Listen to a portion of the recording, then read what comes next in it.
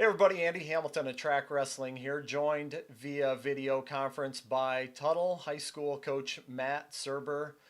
14 years at Tuttle High School down in Oklahoma. The last 12, Tuttle has won state championships. This year, 247 points, a Oklahoma State tournament record. This year, 9 state champions.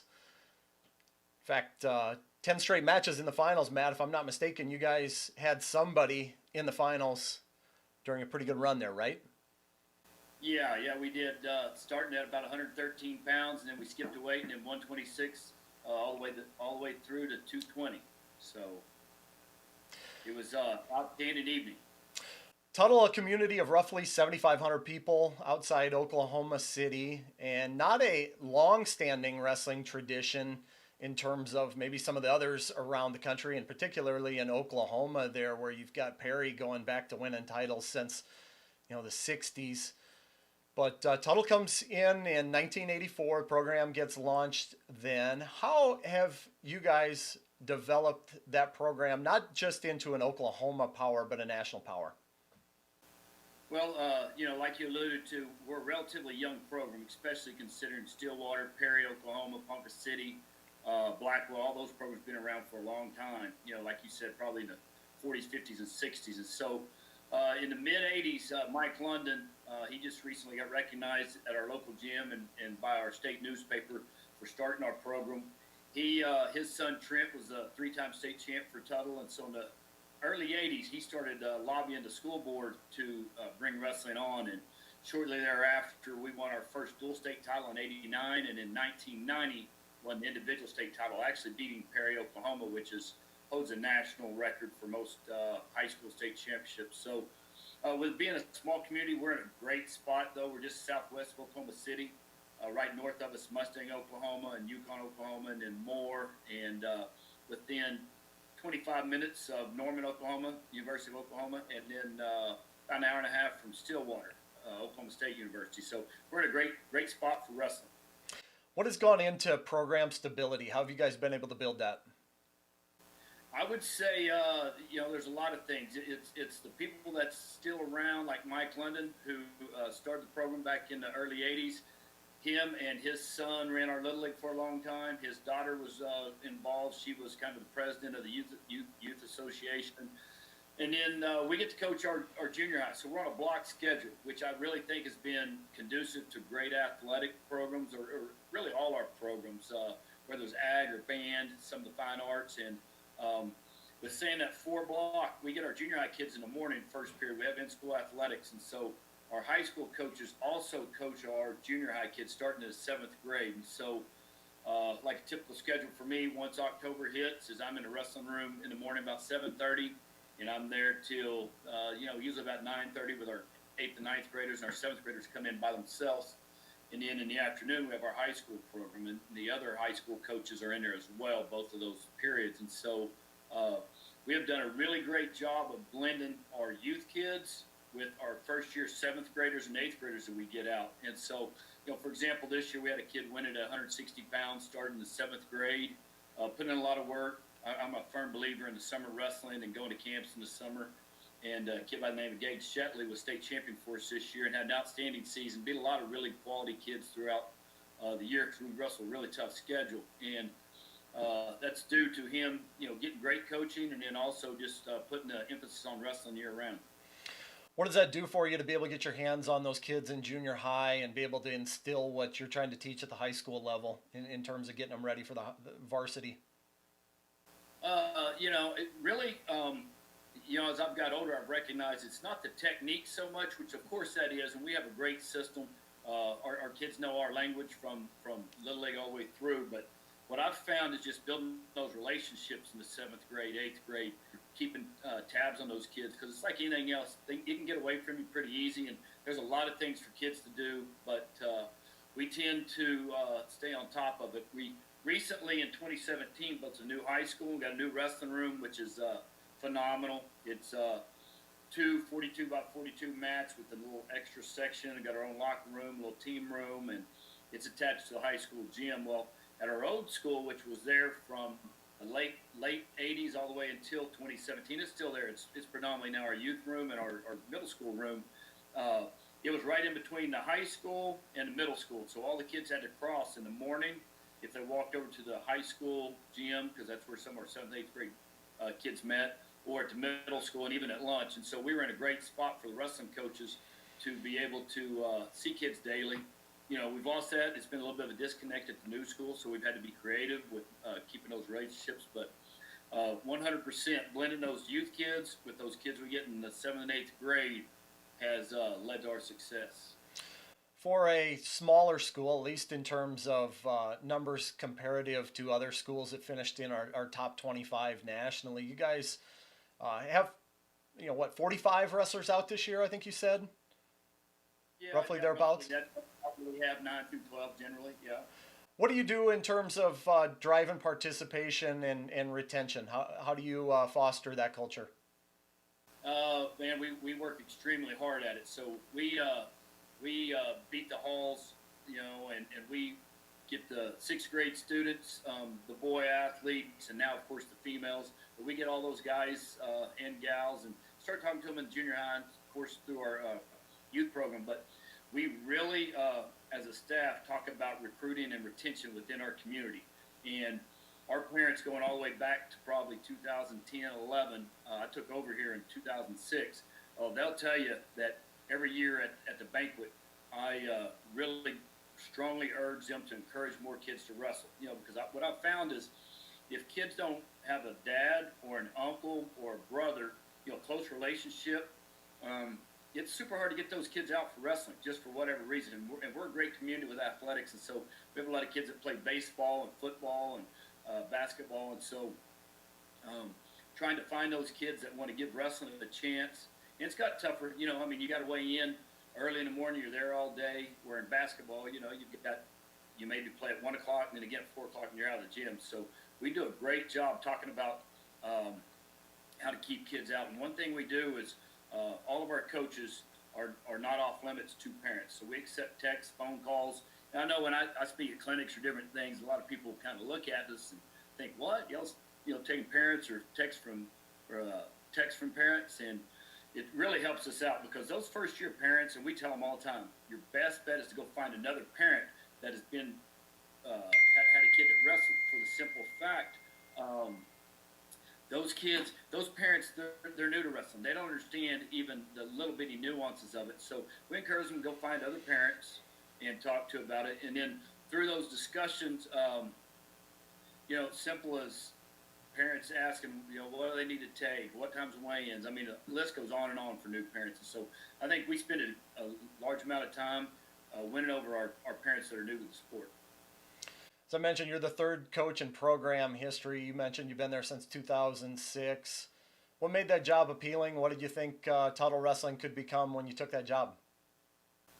Well, 100% what made it appealing is I knew firsthand what the wrestling program was about. And when I was a sophomore in high school, I drive the short drive 18 miles up here north from Chickasha, Oklahoma. And we had a strong wrestling program, but it wasn't near what Tuttle had, especially with the caliber of kids they had at the time, the coaching they had at the time, as well as, more importantly, their summer program. So it was their summer program, their freestyle program that interested me. And when I started going, I remember, the old shirt, it was USA Wrestling shirt, said summer wrestlers make winter champions. And my sophomore year, I got 4th at our state tournament. And, anybody that's wrestled, their ultimate goal as a high school wrestler is to be a state champion. And I get that that's lost a little bit nowadays because it's all about maybe being a collegiate champion or an All-American or Olympic champion. But even my athletes, and we have kids that really that's a goal, but still to be a state champion, man, that is such a rewarding feeling with all the work you put in it. And so I remember that resonating with me. And as I went through college, I wrestled for David James at the University of Central Oklahoma. Great coach, great mentor, taught me a whole lot how I tried to use a lot of techniques or his personality when I coach. And so anyway, I graduated high school or graduated college and long story short, found my way back at Chickasha coaching and teaching for 4 years. And a friend of mine who was also a college teammate and roommate, Ryan Nesbitt, was assistant coach at Tuttle. And he was on his way getting out. But he knew that the coach that was currently there, Greg Henning, who took over in the mid-'80s and was there all the way until 2006, he knew he was fixing to retire. And so he'd reached out to me and gauged my interest. And the summer before I came, I was almost about to come to Tuttle, and it wasn't until the next year that I committed to doing that. And also coached varsity football. Coaching junior high and varsity football has been tremendous as far as helping get kids out for wrestling. And so I knew right away it was going to be a good fit and a good program. What are the bedrocks of Tuttle wrestling? What are some of the things you try to instill for your guys both on and off the mat? Oh man, I think the two go hand in hand. But our philosophy that we share with our kids and our kids understand and our coaches understand is first and foremost. We got four things we kind of always hammer on, and there's a lot of different pillars to it. But we preach fundamentals in all areas. When I first took over, we were really big on if you can take somebody down and get away, you're going to win a lot of matches, and you still can. However, we now stress that if you can ride guys or the bigger matches, you've got to be able to keep somebody down, especially if it's a short time ride out or late in the period. And, a good friend of mine, Mike Powell, who I made a relationship with, who's used to coach at Oak Park River Forest in Illinois. I would call him and we'd bounce ideas, and he really turned me on to being able to ride guys out at the end of periods. And so going back to it, it's our fundamentals. We're strong there. Conditioning, which we tell kids is not only diet, sleep. We're big on lifting, so we lift throughout the season. Even the week of the state tournament, we met on Sunday afternoon. We went through our lift, and it was rather heavy. Short reps, but heavy weight. And our kids stay strong all the way through the year. We feel like that gives us advantage not only in the conditioning part, but also preventing injuries and keeping our muscle up. I know myself in high school, we'd lift up till season started, and then it was all just wrestling room stuff. And so, we make sure that we get our time in the weight room. So fundamentals, conditioning, team chemistry, I call it team spirit. That's a big one for us. That's probably paramount. That's number one. And as a coaching staff, we do a great job of always staying in tune with our kids and making sure that our team chemistry where it needs to be. We talk about being the leader, and our team, we don't really have a captains. We have seniors that kind of oversee stuff, and they have a big say in where we're going to eat, what we're going to wear, all the daily interactions you have. We run through our seniors and making decisions. So that's been really big. And in the last several years, we've had tremendous team chemistry, and it starts with our seniors, but it feeds all the way down to where even our freshmen are in lineup have a say in what's going on. It's just, it's not near as much. And then lastly, we always preach to kids about sacrifice. If they're not getting results they want, we always go back to figure out and look at where they're sacrificing, what commitments they're making. And so through those four things, we can deviate a lot and get to a lot of other characteristics, but those four foundations of sacrifice, team chemistry, fundamentals, and conditioning is what we've really based our wrestling philosophy on. Successful people in successful organizations are always trying to get better, even if they're on top. And I imagine you're probably the same. Who are some of the people you look to that you glean coaching tips from or leadership lessons from? Who are inspirations for you? Man, I could go on and on. The list is really lengthy. I think what I do a great job of is I'm not bashful about asking somebody, and I really feel like anytime I go to a clinic or read an article, I always go about it trying to learn something there. And so, my high school coach Jerry Kosho, he wasn't the best technician. He was a heavyweight, wrestled at Oklahoma State, but he was good at instilling motivation, and making sure we were wrestling for the right reasons. When I got to college, Coach James, like I said earlier, we wanted to wrestle in a way that we didn't want to let him down. When I was a young coach, I reached out to Scott Chenoweth, Todd Stiley. He was a head coach at Ponca City at the time. And through the years of me just coaching, I'm a peer with a lot of my guys, and I bounce ideas off them. But I got to mention Mike Powell at Oak Park. I feel like I can call him anytime, and he'll give me. He's really good with words, and he's really passionate. And Dave Kroll. I stumbled across Dave Kroll from Pennsylvania. He's tremendous. He's came and did last couple of years. Did some things for the NWCA with us, the CEO Leadership Program in the state of Oklahoma. I saw him first back in about 2014. He came and did a small clinic for a private school in Oklahoma City, and I looked him up and went and took my son there. And he's got a great curriculum, how he teaches and mindset, and some ideas. And so, long story short, I've gleaned a lot of things from numerous people. Our Tuttle, a lot of people don't realize this. I mean, locals do, but we have a really strong softball program. We had a longtime coach here, won 900 games. His name was Jerry Bates, and he was AD who hired me, and he was also a wrestling coach several years here. And he didn't know anything about wrestling, but they needed a wrestling coach, and he helped out. And I've learned a tremendous amount from him. Our old football coach, Phil Coons, he's won 200-something games in his career. And you talk about, I don't know a guy that's more dedicated year-round to a sport than that guy. And so I learned a ton from him. And so I've took an opportunity to learn from a lot of people as I went through my career.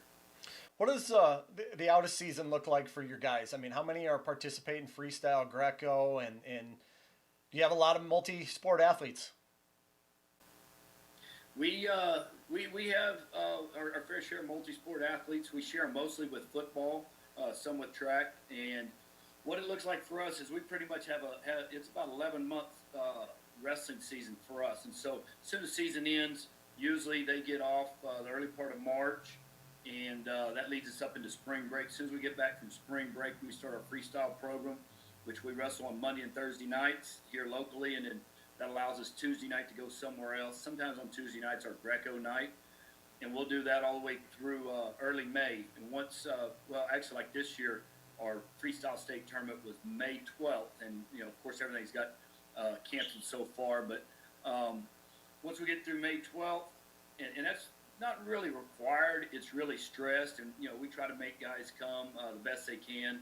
The ones that are just wrestling and doing nothing else, they're expected to be there. If they're going on to off-season football or track, we tell them to try to make it the best they can. And then my guys that are going to go on and wrestle in the duels or go to Fargo, like last year, I think we had 9 guys go to Fargo. We had 3 All-Americans. We had another one who got beat in the blood round. But we push all the way through June in freestyle into July is our Fargo. We always go to a trip, a camp of some sorts. We've been to the University of Nebraska camp. So it's really hard merging the folk style stuff with the freestyle stuff because of the junior duels and cadet duels. But we went to the University of Missouri. Brian Smith was tremendous there as a camp organizer. We went to Nebraska, and that was a tremendous camp. We go to Oklahoma State every year. We've had kids go to University of Oklahoma. So I'd be remiss not to mention earlier, it slipped my mind, but I'm great friends with Jerry Best, who's at Allen High School in Texas, and we wrestled all through college, and we still have a really great relationship. And so we go down to Allen's camp almost every year, and he brings in, he brought in Kerry Colott recently, Chris Perry, Bo Nickel. He brings in a lot of great guys, and so we pretty much do that. And then the month of August is kind of off. Once we start back to school, like I said, we're really big into lifting and working out, and so we don't get on the mat a whole lot, not until about October. I mean, we got some guys that'll a little bit on their own, but ours is mainly just lifting and a lot of agility work, climbing rope, jumping ropes, speed ladders, all that stuff. It's really, it keeps growing. So every year, it's just like my wrestling technique. I try to pare it down and then add stuff that kind of helps what we're doing. And so we've got a really extensive speed and agility and strength conditioning program. And then once wrestling season hits in October, we start going after school. And we got a heck of a schedule. We do 3 preseason tournaments in November. That leads us right through December, January, February, into our regular season. Then, start all over again. What made this team unique? Oh, man. Probably the most is that I had a son on it. That made it a little bit unique. There's no doubt we butted heads sometimes. And I really have to give credit to Jason Nickel here a while back, which is Bo's dad. And I've known him for a long time, ever since they moved to Allen, Texas, and he beat a couple of our guys. I talked to him on the phone about coaching your own kid, and that's one thing. Barry Patterson, who was at Cushing High School, they're a really good program in Oklahoma. You name it, I've talked to them if they've got a son in the game. And I remember Jason told me, he goes, when me and Bo really started really getting along better is when he told him that, hey, you got to realize everything that I do is I'm trying to do the betterment of you and your wrestling.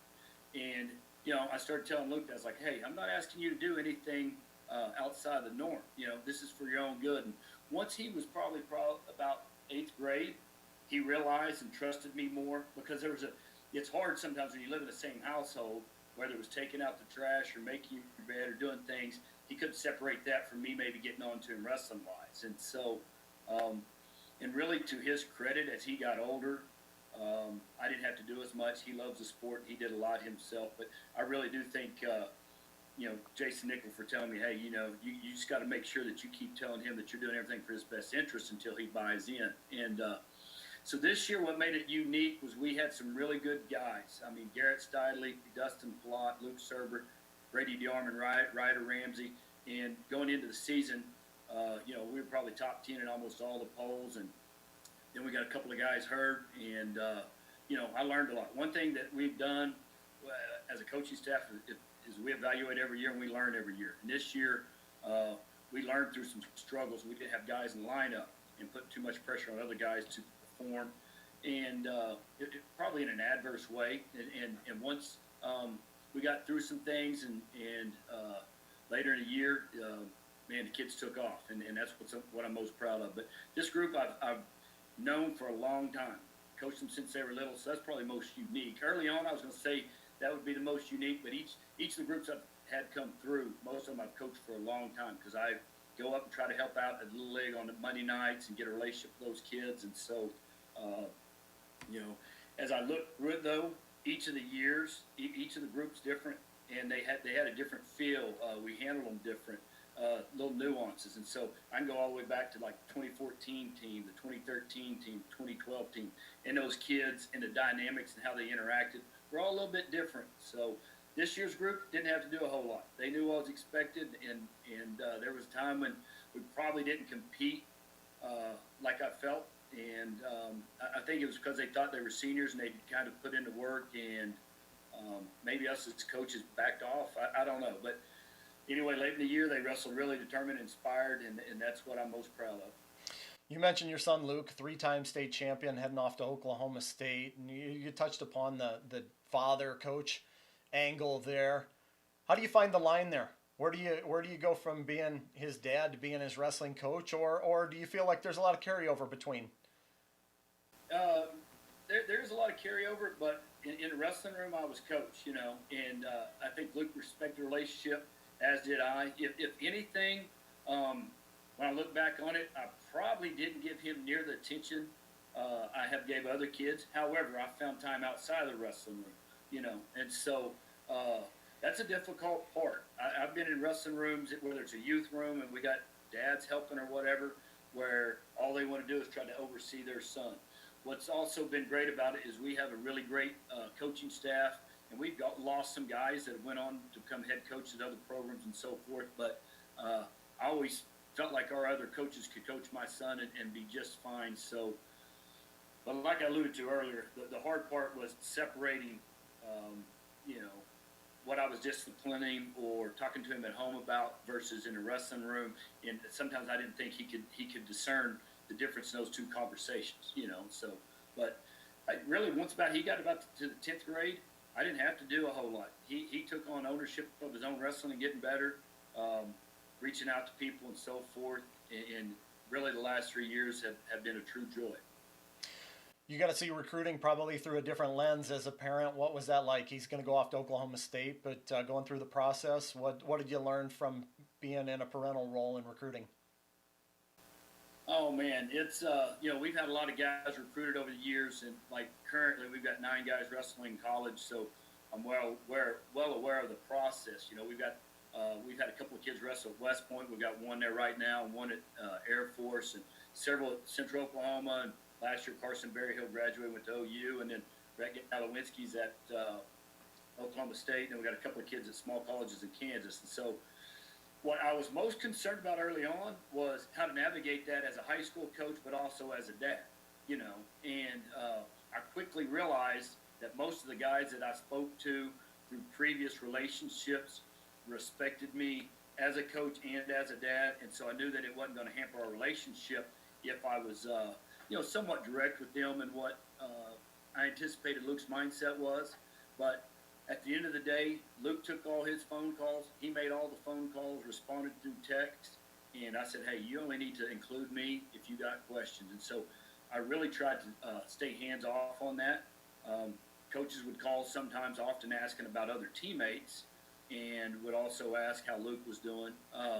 So it was really, going into it, I was really kind of anxious, how I'd tell some of these guys I've known for a long time, sorry, Luke's really not interested.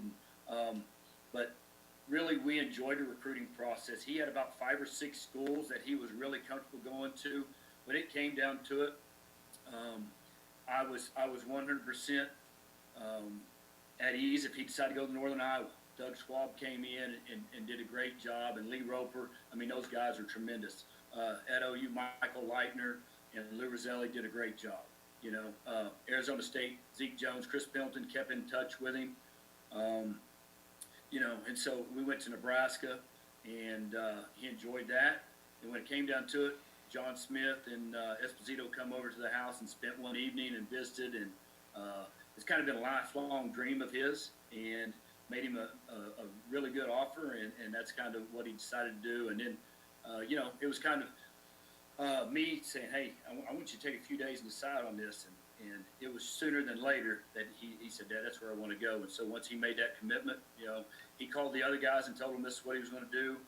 I'm really firm firm believer in doing things the right way. And so he called Zeke, he called Mark at Nebraska, he called Lou and told all them guys what he decided to do. And then he called Coach Smith and said, hey, I want to be a Cowboy.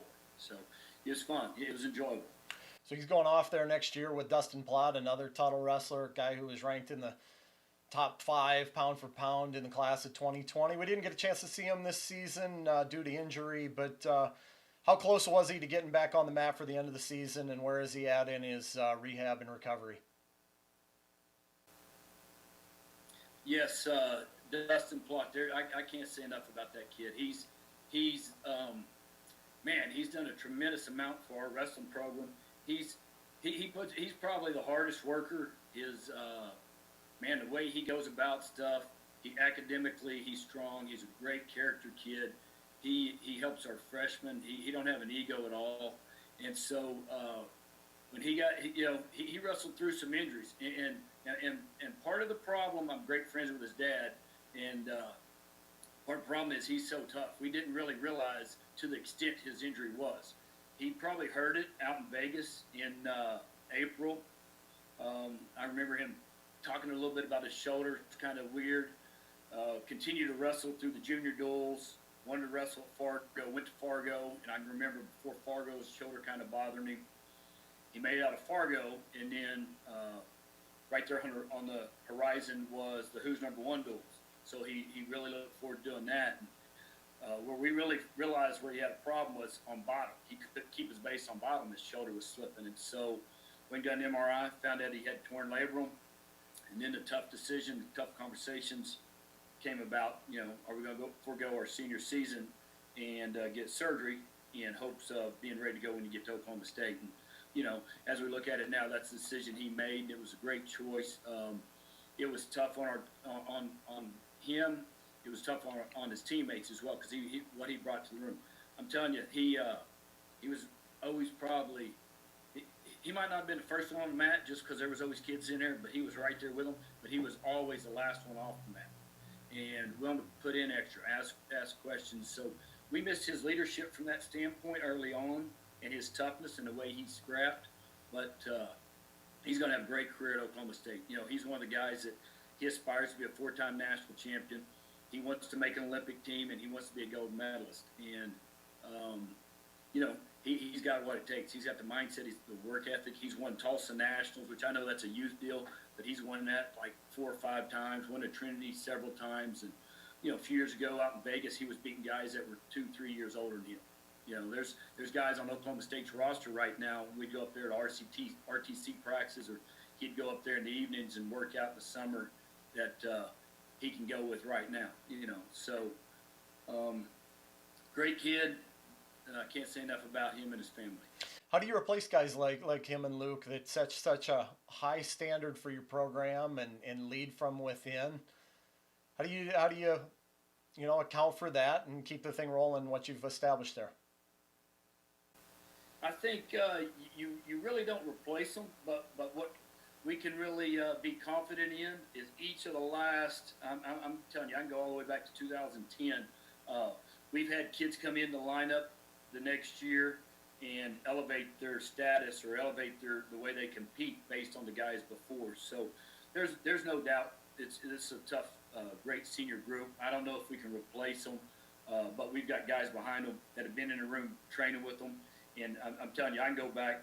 In 2011, we graduated 2010, we graduated a really great group. We had 9 seniors that year.